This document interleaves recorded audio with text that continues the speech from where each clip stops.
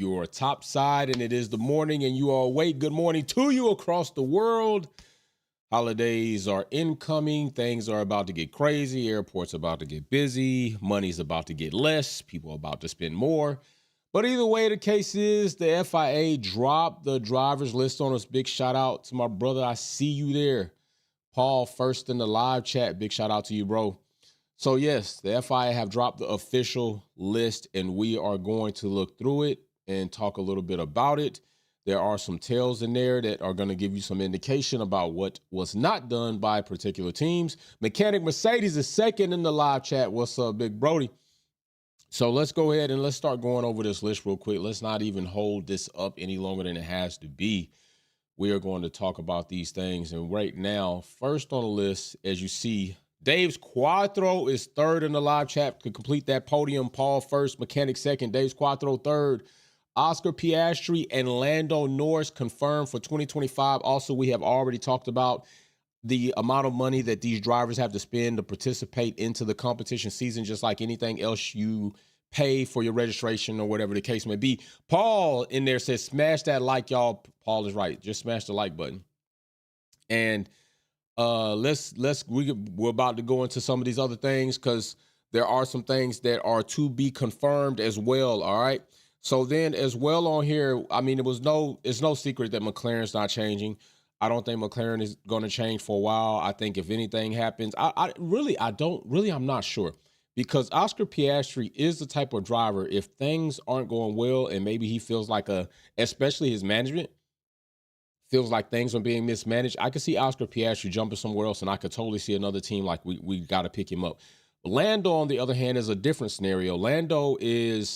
I don't think Lando, to me, would have proved last season that he indeed did something to make McLaren feel, yo, this dude is the dog we need. He's excellent. I think Lando kind of may have put himself in a position where it's like,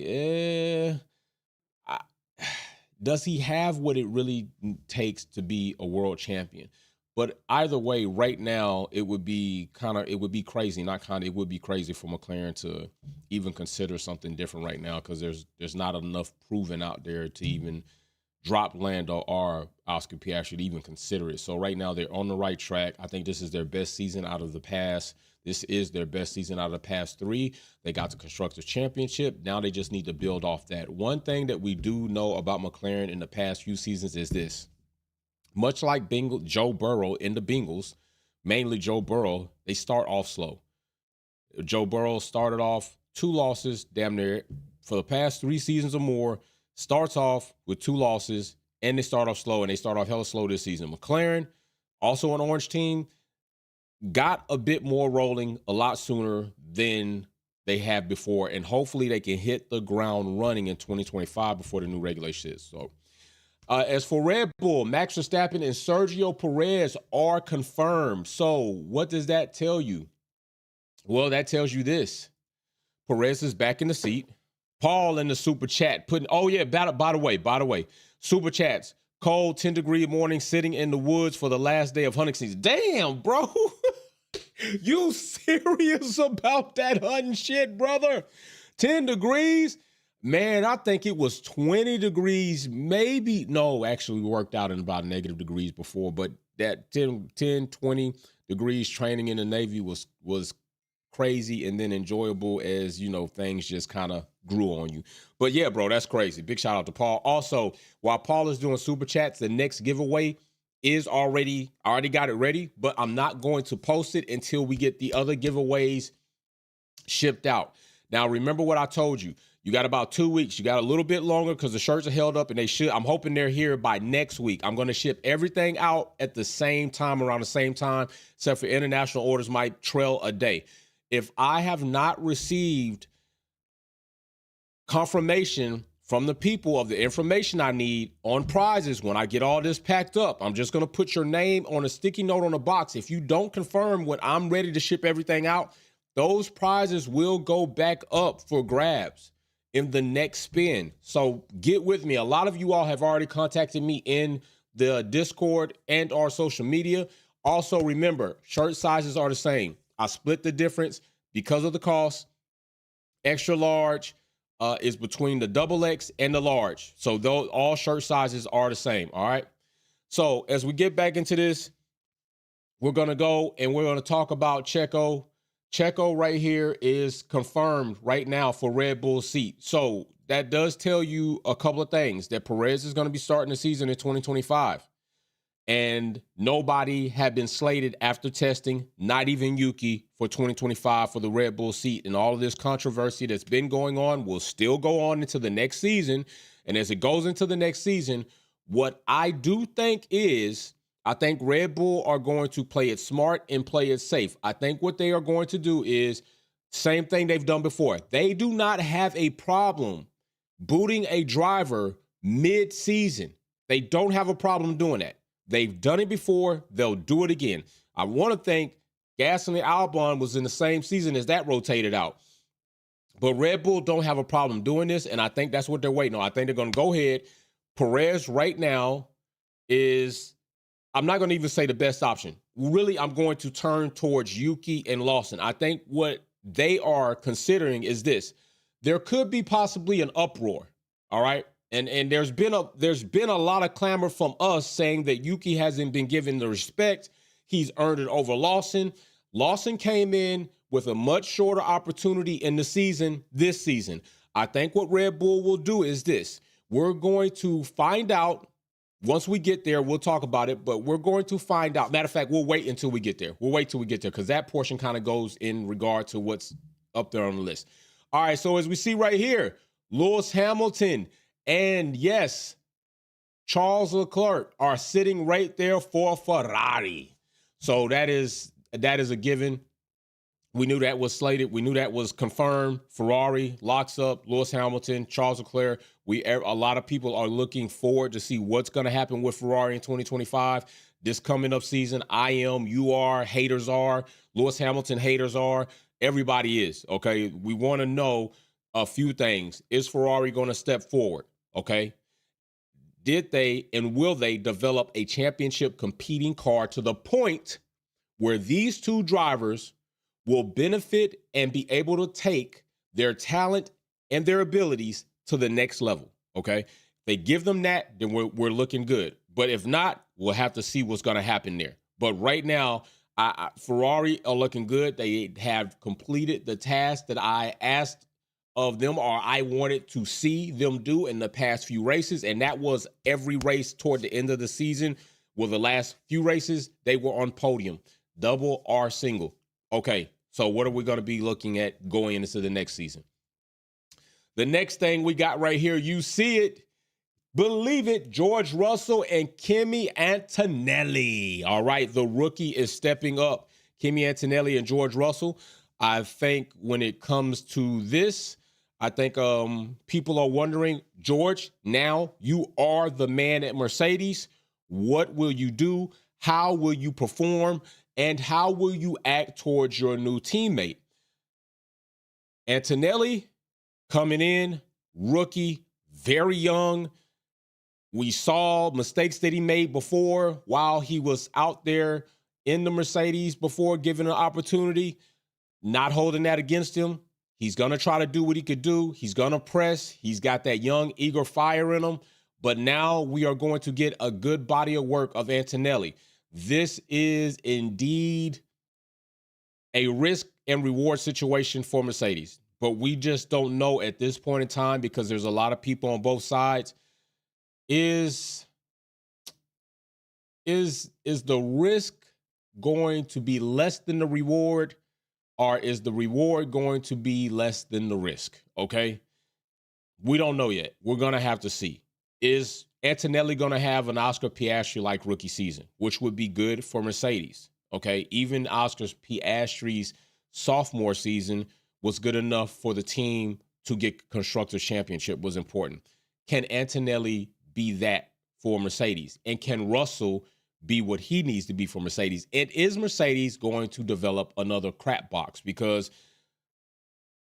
I still consider this season's car not the greatest.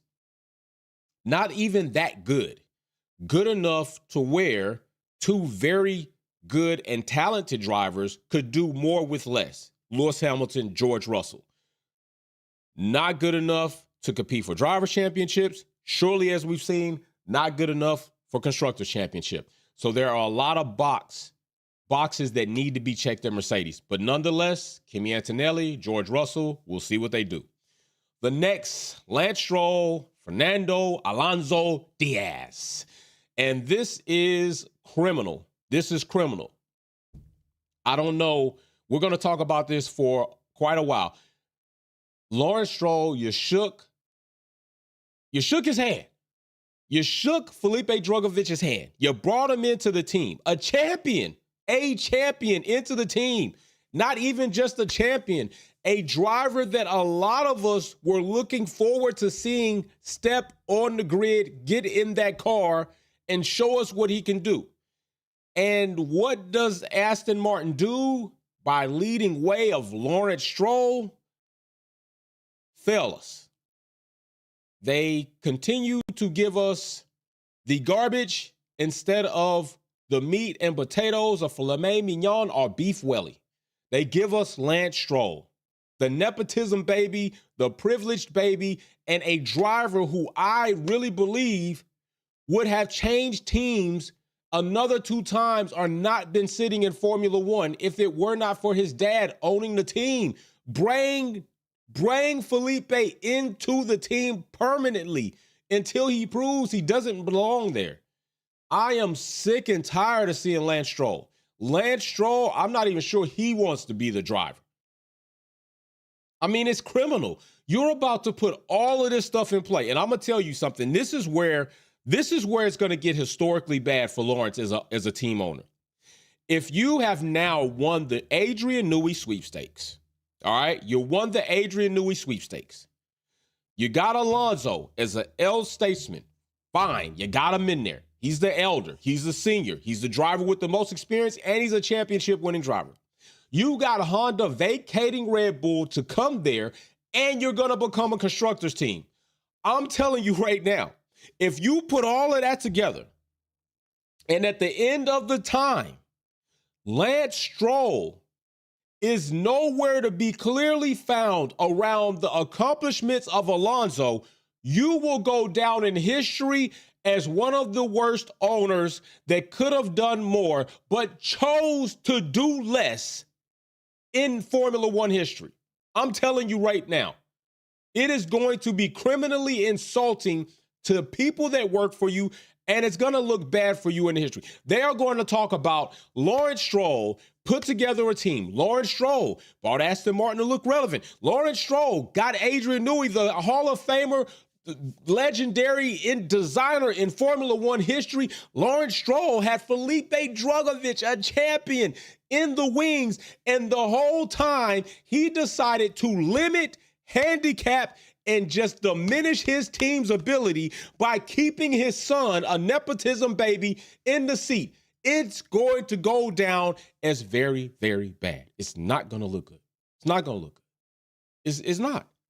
But nonetheless, that is the driver lineup. Next, we have Pierre Gasly and Jack Doohan. Now, I'm going to tell you right now, I like Jack. I like what I've seen from Jack.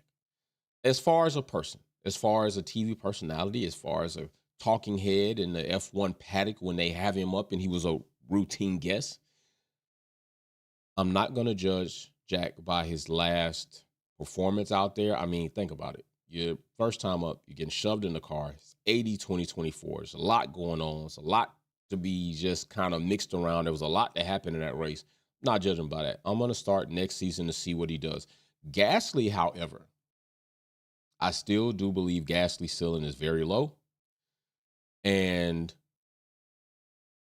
But he did a pretty good damn job, or Alpine in themselves did a pretty good job toward the very end of the season, which was enough for me to be interested on how they're going to enter next season. Okay, because Alpine hasn't entered the season unnecessarily very good the past 2 seasons. It's been lackluster livery launches, except for race her. They had a very good diversity and inclusion situation with that, which was really nice to hear and get the information on. But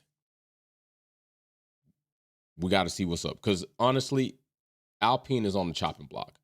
You vacated being a works team, demoted yourself to a customer team. I understand why. I told a lot of people, I said it plenty of times before, like Alpine, as far as an engine manufacturer, is like, okay, whatever. But now you got Ocon out of there, and I'm not sure you made the best decision on that. But given what Gasly did toward the end of the season, you're looking a little bit more right than wrong for performance reasons, maybe. And now you got Doohan coming in, so I would like to see what happens with Alpine. You collected a lot of money from partial owners. You got the bag, but I also told you all, just because you got the money does not mean you know what to do with all that money. And we're going to see what Alpine does. I'll leave it at that. I'm leaving it open for improvement with Alpine. I'm giving them a fair opportunity next season to show me if they are actually going to be a very competitive team. Let me not say very. Next on the list, to be confirmed, the second seat, because Yuki indeed is the first seat. To be confirmed is a vacant seat right now. Yuki is the only one slated. Now, this is where I'm going to go back to the conversation we were having earlier that I decided to postpone until we got here. What I think Red Bull have elected to do, not only have they not decided who's going to be confirmed for this seat, but they've left their hand a little bit more flexible to play. So a couple of things could happen here. I absolutely do not think Sergio Perez will slide and confirm that second seat for the junior team, and then all of a sudden Yuki goes up. I don't think that. If that does happen, that'd be a fire. That'd be crazy news if it breaks that way. What I do think Red Bull is doing is, as I was saying, Lawson came in, less time in the season, did look promising, right? Especially his mentality and attitude on track, driving, competitiveness. Yuki is the driver who's held it down, and I don't give a damn. I don't give a damn what people have to say about Yuki and trying to say what all. I've seen people say, what all did Yuki do to be so warranted for the seat? Well, this is what it's about. You have to choose from what you have. And if you're talking about a plethora of drivers like Nick DeVries, Daniel Ricciardo, and Liam Lawson, and Yuki Tsunoda, then guess what? Yuki's done more in that stretch of time over seasons, and he did more this season that contributed toward the Constructor Championship points of the junior Red Bull team. So I don't give a damn about people consistently trying to hate on Yuki, talking about, oh, what's he really done? He's done nothing. Well, if that's all you got to choose from, Yuki's done the most in order to have the consideration for that seat. Okay? You do know Lawson was 21st. There's 20 drivers that are actively on the grid at any time, any race, and there were several drivers in and out. He was 21st, just outside the top 20, just outside of 20. Yuki, however, 30 points. They only had 46 points for their constructor. He accounted for 65% of that. Meanwhile, you had a carousel of drivers that didn't amount to damn anything. So that's what Yuki's done. And if you're talking about trying to consider a driver to replace Perez within your structure, then it is Yuki that is up for that seat, period. Not Lawson, not damn Danny Rick for sure. He's out of there. It's Yuki. So what I think they've done here, Paul in the super chat saying they can't let Perez go. He knows too many dirty little secrets. They let him slide till he's ready to go. And you know what, Paul? Very good point. Very, very interesting perspective. And when you got somebody who knows where all the bodies are at, and they've got a secret safe tucked away in case you do this, in case I end up dead, there is going to be an automatic mailing of lists and evidence that is going to incriminate you so bad, you indeed will be doing life. So I better be healthy, I better be walking around, and I better be breathing, or else you're going to pay the price. Maybe. Because I'm going to tell you right now, Perez does know all those dirty secrets and they can him. Oh, you know what? Perez gonna wait. There's a time limit, and he's gonna do a book, and he's gonna air it out. He's gonna air it out. What did y'all tell him to do in AD? What did y'all talk to Massey about? What did you do here? What did I need to do here? What did you not afford me here that you afforded Max? How were these cars set up, and how did these meetings go? Why did you not listen to me? You purposely didn't listen to me. All of the disrespect. Matter of fact, let's talk about the discrimination within the team. Yo, that book could be crazy, and Red Bull could be looking pretty damn crunchy. All right. So with that being said, it is true. Perez there, and we're waiting to see who's going to confirm for the second seat at the Junior Red Bull team. Next up is Haas. Haas having a complete new lineup. Esteban and Behrman. This indeed is also another interesting lineup and team to watch next season. Two of the lowest teams, two of what we consider back market teams, are now interesting, and Haas being pretty interesting, although not an American team. Don't consider them that. P.O. Box in America, somewhere else. We now have a true American team about to make their way to Formula One, which is General Motors Cadillac. Waiting for that. It's going to be awesome. If they have a dope hat, I might even buy it. Don't know where it because I wear my own merch. Wolfpack family for life. So, but I'm interested because Komatsu has done an excellent job to me within reason of what has been going on at Haas to turn this team around. We all were surprised when Haas got 2 cars and points. That was like, is this temporary? Is this something that might not last? But it did indeed, by way of Hulkenberg, last. All right. And we're going to talk about Hulkenberg, K-Mag, and Valtteri coming up soon.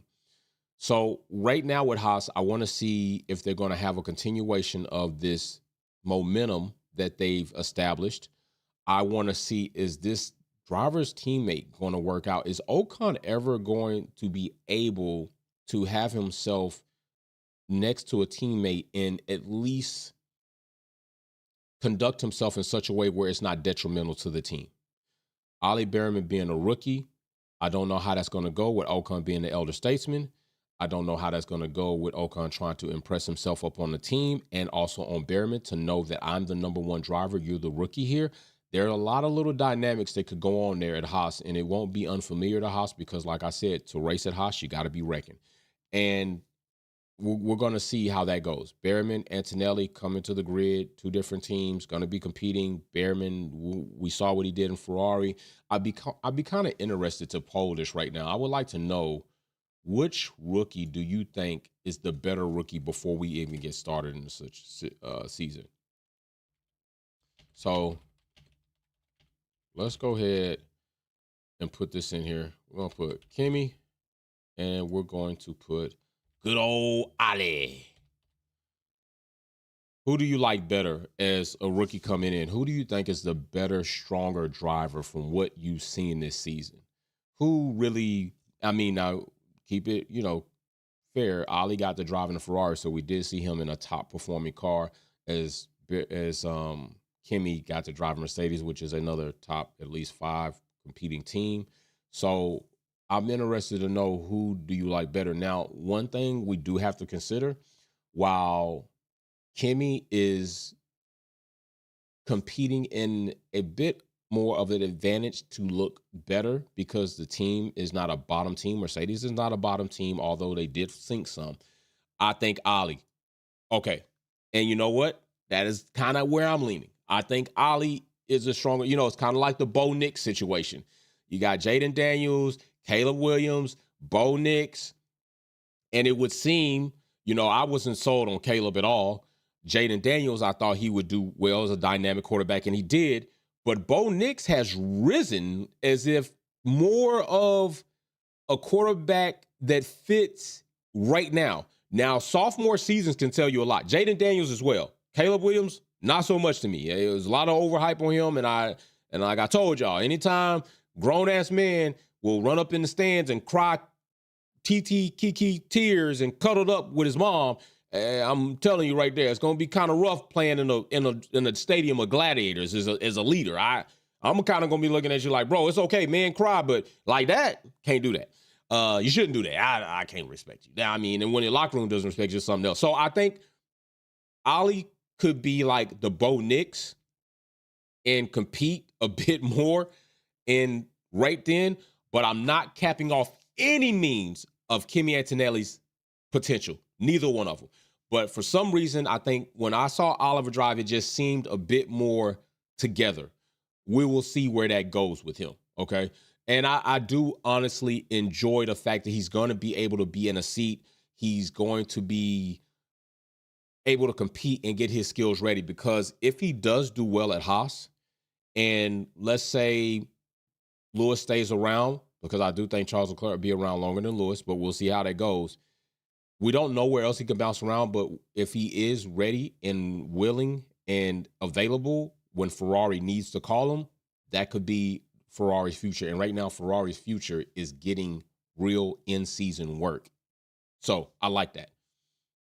Next up right here, we have Williams. We got Carlos Sainz, Alexander Albon.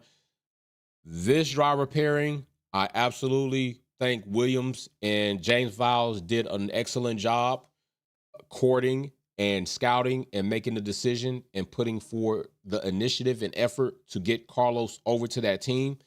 Carlos is going to give them a way better baseline than Alexander Albon has. I would even say, because we're going to save it because we're going to do driver rankings coming up, but Albon took a step back this season to me in a way. And he, Colapinto, and they ran up a cost cap. They tore up a bit too many cars for me. I don't know where this is going to put them in the cost cap situation. I've talked to you all about the cost cap situation before. We're going to wait till those documents come out to really have this conversation about what I feel should be divulged to us as spectators of the sport, so that we get a true indication of how hard are these teams really trying. Because really the main question was Haas. It seemed like Gene Haas didn't really want to put any money in. So we're like, why does Haas even need to be in a sport? They suck ass. They can just dip. But now with, a new team principal that has evidently gotten to Gene to some magnitude to make him feel like you need to do this in order to compete. I want to know where Williams is going to be on Albon. I hate to say it, Albon, although I like him as a person in the media and a driver, except for this season, didn't seem so great. I think he could be working on not being employed there this coming up season if he does what he did again this season. Williams is starting to turn and mature into a team that is really looking to be competitive. I think depending on how they come out this season, how development goes, how testing goes, how the car seems, if all of these things start coming around, Williams is now going to find themselves in a situation where the driver is limiting us. And this could be a situation not as extreme as Alonso and Lance, but similar. If you get Carlos in there and Carlos takes a Williams to Q3 more often than not, if Carlos even manages to get a podium in Williams one time, and Alex Albon has more Q1, Q2 exits, never gets a podium, doesn't land in the top 5, Williams is going to know this car is capable of more, just like you showed us it was of more when we had Logan wreck it up Sargent, didn't drive well, didn't represent America good as a driver out there. I hope another American gets an opportunity. But that is what it will be. And then Williams is going to say, we could be doing better. Alex Albon is a bottleneck right now. Things have changed. Carlos has come in and shown us what a driver of his caliber can do in our machine and within our team. Alex Albon's not doing that. We got to find better. Colapinto, although kind of, I still would say Alex Albon's ceiling is clear. Colapinto's is not. What can he do? So if you start seeing Colapinto come in and Alex Albon shifting out to after the mid-season, you might want to hold your hands. It might be a CC drivers pairing at Williams. Paul says anyone that gets a chance to drive an F1 car is a good driver. I agree. If they have the fight and drive to win, well, except Stroll. Smash the like. Yeah, Stroll just, man, you right about that. I got Derwin Hill. What's up, brother? Dave Quattro. What's up? Yeah, I got no. I second that. So what did y'all say in the poll? 60% of you all like Ollie Berman over that. Now I'm going to ask you all about Alex Albon.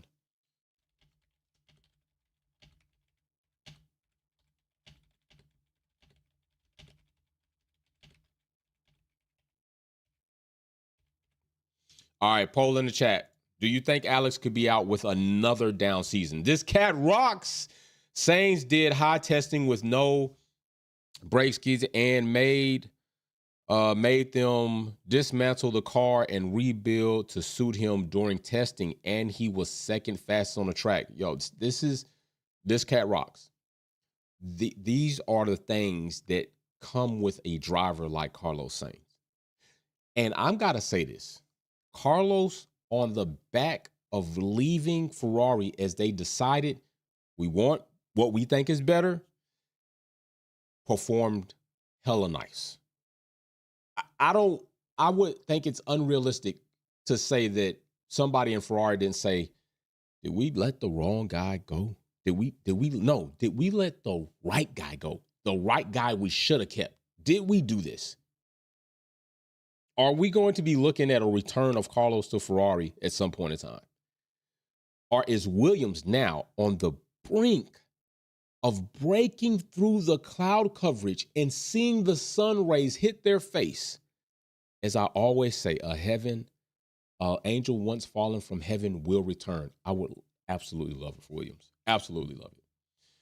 As we go down here, we have finally Sauber. All right. Very, very bad. We got Bortoleto and we got Hulkenberg. And that just is what it is. Team with damn near no points besides Joe. And this is where I'm going to talk about Valtteri, K-Mag, and even Hulkenberg in here. I don't even have a lot to say about Sauber. It was absolutely horrendous. Their season was absolutely trash. I'm going to say that it was more the team and the machine than it was those drivers. We've seen what Valtteri can do in a good car, a competitive car. Very good. Joe, I don't necessarily got a fair shake with this one, but it happens. But I also can make a case that Joe did not do the most with any of the opportunity he had that he could have to be considered for another driver. It would be crazy if we see Joe pop into the Red Bull scheme, which I do not think. I think Red Bull really likes staying within their homegrown plants. I think they like that. Mechanic Mercedes says, no, Carlos not better than Charles. Hey, bro, I can understand the perspective on that. This is what I will say. Maybe Charles has a higher undiscovered ceiling, just barely. He's been in here for a while, but I gotta be, bro, Carlos is the more complete driver. Carlos is the more complete driver, hands down. He makes less mistakes. He makes better decisions. He's less indecisive. And to me, he's a bit more doggish. So I can't fully agree with right now. If I had to say, yo, who's the better driver? I ain't gonna front with you. I'm gonna say that Carlos is the more complete driver. Now, who's the driver with the most upside? I'll say Charles. I'll say Charles has the most upside. For sure. For sure. He's got the most upside. He's a dog. I'm gonna say he's a dog. So you know what? It's kind of funny. So let me backtrack that. Charles is the driver with the most upside. He's more volatile. He has more highs than Carlos, but Carlos to me is the more complete driver. So if you're going risk reward, boom or bang, boom or bust, Charles is a higher upside of boom, but damn it, he got some bust. Carlos he's going to have some boom, very few busts, but his booms are not going to be as high as Charles maybe on average. That's where it really set with Carlos and Charles for me, and I need Charles to really do more. I need him to do more. I need him to do more. I need him to be more consistent. I need him to make better decisions. I need him to do more. All right. But I need him to keep his character intact because he does have good character to be a leading driver and a damn good number 2 driver. And if we see him emerge as a number 1 driver while Lewis Hamilton is there as far as performance, it's going to tell us something. Remember, they were only 1 apart, split by Piastri. But true, Charles had far more points. Well, he had more points than Carlos. So that's why I say he's got more boom. So I'll say that. But Carlos to me was still like, yo, bro, he just looks more solid. Charles just kind of like real volatile. So I'll say that. But as far as Kick Sauber, it's out of there. Now, what I'm going to also say about Hulkenberg, Valtteri, mechanic Mercedes, Ferrari made the right call. You won't BS again. Hey, man, they made the right call based on their future and the potential upside. That ain't BS. I'm pretty sure there are many people in here that feel like Carlos looked like the better driver. I mean, I'm pretty sure there are many people in here that probably feel Carlos looked like the better driver, and Charles made a lot of mistakes and seemed really indecisive. I'm not saying that Charles won't necessarily be the better for Ferrari's future. I already told you that his ceiling and his upside is quite higher and more undiscovered than Carlos. But let's not sit here in front like Charles wasn't looking suspect, bro. Let's not sit here in front like many times we say, Charles, why you keep making these mistakes? Charles, why you keep doing this? Charles, what the hell happened there? Let's not front and not act like we didn't see Charles against Max Verstappen and look a bit soft, bro. Let's not act like we didn't see Charles back in Coda get his ass ran into the parking lot by Max Verstappen. Let's not act like we all didn't notice that, Charles, you got to be a bit stronger than that. Let's not do that, bro. Come on now. That is not BS. I think a lot of us want to see Charles be stronger. We want to see him compete against Max Verstappen a lot stronger than he did. We want to see him make less mistakes. We want to see him understand the confinements of the car. Yes, push to find the limits, but once you find the limits of the car, Charles, don't keep pushing until we develop something that can take the amount of pressure you're trying to put on it. Let's not do that. Let's be real. Yeah, Charles got more upside and potential to be a better driver for sure, but Carlos was more solid. Just for real. Carlos was more solid. And so that goes into Hulkenberg, Valtteri. You know what, bro? A lot of stats don't. You know what? This is what you said there is similar to the claims that you can look. Okay, let me ask you this. Okay. Just this past weekend, we saw, if you just looked at the stats of the Buffalo Bills game, all right? If you just looked at the stats of Josh Allen, and you said to yourself, who won that game, right? You look and you said to yourself, who won that game? Week 14, I believe. Week 14, just this past weekend, okay? The Buffalo Bills versus the Los Angeles Rams. And you said to yourself, like, this game looks like they lost. But when you look and see 3 TDs, 342 yards, a completion percentage, Josh Allen rushes for 3 touchdowns and 82 yards, you likely would say, you know what? Those stats would tell me that the Buffalo Bills should have won, but they lost the game. So for people to say stats don't support your claim, a lot of times stats don't tell you what actually really may have transpired out there. There is a such thing as the eye test. There is a such thing as watching decisions, right? So, yeah, stats don't support my claim because numbers do not unnecessarily lie. They can be deceiving. But, yes, I already said Carlos had less points than Charles. So if you just look at the points, you're going to say, well, Charles must have been a super-duper driver over Carlos. But we all watched the season.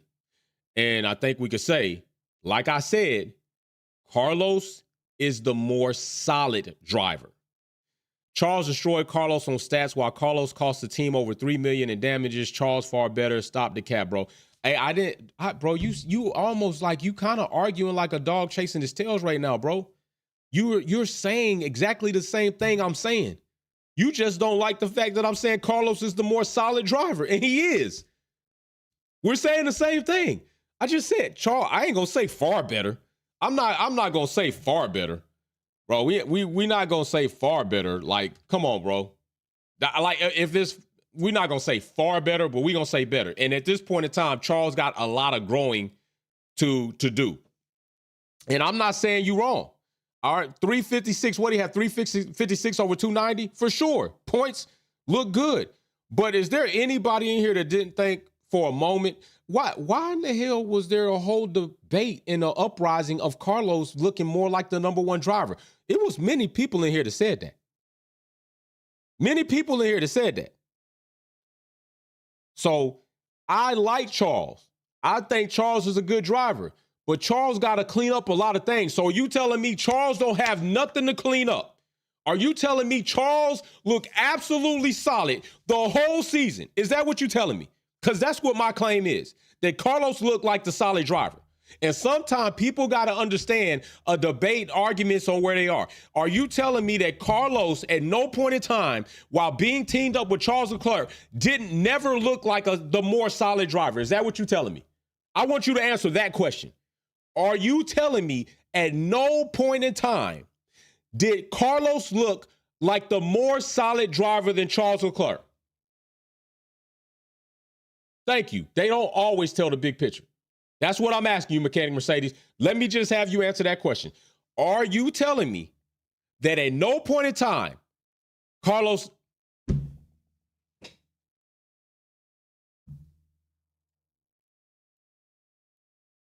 Brother.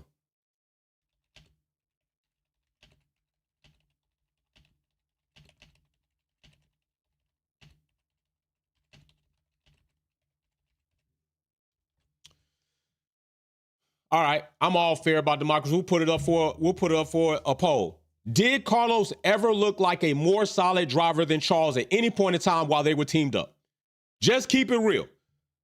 Just keep it a buck. If everybody in here says no, that's crazy, because there was hella clamor in our chat from many Wolfpack members that said Carlos is looking like the more number one driver.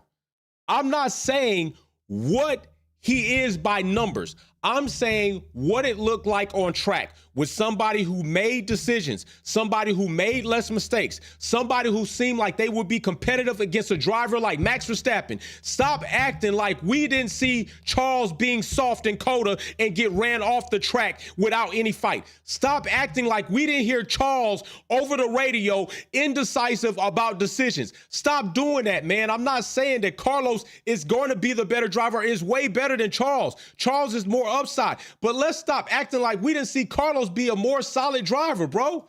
Pose, there you go. Now, you just said numbers don't lie. So are you going to debate with that? 60% out of 40 just said, yes, Carlos looked like the more solid driver. So if we stick to your rule of thumb, you just said numbers and stats don't lie.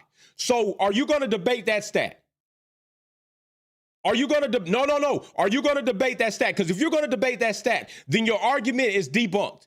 You have no ground to stand on because you made the claim solely that stats don't lie. 60% over 40% just said Carlos looked like the more solid driver. So either you're going to finally say, okay, I can understand and see that, or you totally lost on your premise. Because where I stand, I'm pretty straight. Charles is more driver, more upside. Undiscovered talent. Did better in the season for points. But Carlos looked like the more solid driver. And we all know that throughout the season, even last season, there were moments where people were questioning, was Carlos really the number one driver? That's all I'm saying. You really arguing against a point I'm not even trying to make, because I already told you Charles had the better upside. I already told you that I could see why Ferrari would stay with Charles as far as potential.